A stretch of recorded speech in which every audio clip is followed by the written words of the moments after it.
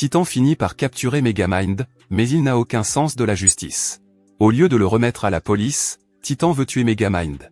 Megamind s'en rend compte et s'échappe à l'aide de ses robots, mais Titan continue de le suivre.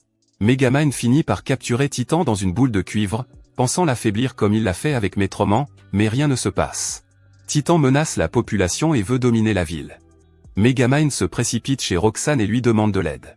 Il ne trouve pas la voiture invisible dans laquelle il a laissé son arme. Roxanne est la personne qui connaît le mieux Metroman et elle pourrait avoir des informations utiles à utiliser contre Titan. Pour le bien de la ville, Roxanne accepte et emmène Megamind à la base secrète de Metroman, cachée sous leur ancienne école. À leur grande surprise, Metroman est toujours en vie. Lorsqu'il s'est retrouvé coincé à l'intérieur de l'observatoire, il a commencé à reconsidérer ses décisions. Metroman se sentait fatigué de son travail et a décidé de simuler sa mort. Il s'est ensuite échappé de l'observatoire pour apprendre sa plus grande passion, la musique.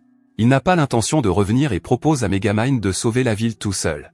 Roxanne est très frustrée par la situation et demande à Megamind de l'aider à arrêter Titan. Mais Megamind a déjà abandonné. C'est un méchant, et un méchant n'obtient jamais les éloges ou la fille qu'il aime. C'est pourquoi Megamind va en prison et se rend à la police. Pendant ce temps, Roxanne va parler à Titan. Elle lui demande de redevenir un HAL normal. Titan ne l'écoute pas du tout et décide de l'utiliser comme otage. Il envoie un message vidéo à Megamind et le met au défi de venir la sauver. La jeune fille pense que Megamind possède la meilleure qualité, la persévérance. Il n'a jamais abandonné face à Metroman, même s'il n'avait aucune chance de gagner. Cette déclaration motive Megamind et il demande au directeur de le laisser partir. Il regrette d'avoir commis tous les crimes qui ont ruiné son image et d'avoir trahi son seul ami fidèle, Minion. Mais il ne veut pas que d'autres souffrent à cause de ses erreurs. Le directeur est en fait Minion déguisé. Le poisson accepte les excuses de Megamind et les deux quittent la prison ensemble. Titan a attaché Roxanne au sommet de la Metro Tower et détruit le bâtiment.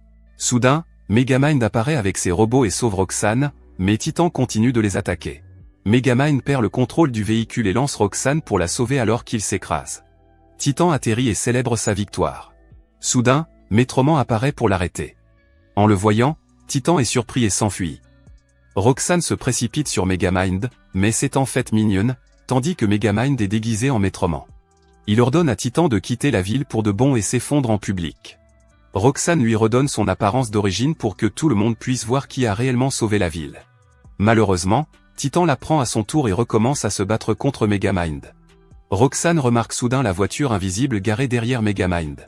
Elle parvient à s'emparer de l'arme, mais Titan la projette dans le ciel. Il ne survivra pas à la chute et abandonne. Soudain, il se souvient du pistolet déshydratant qu'il avait dans sa poche. Megamind se déshydrate en rétrécissant et tombe en sécurité dans la fontaine.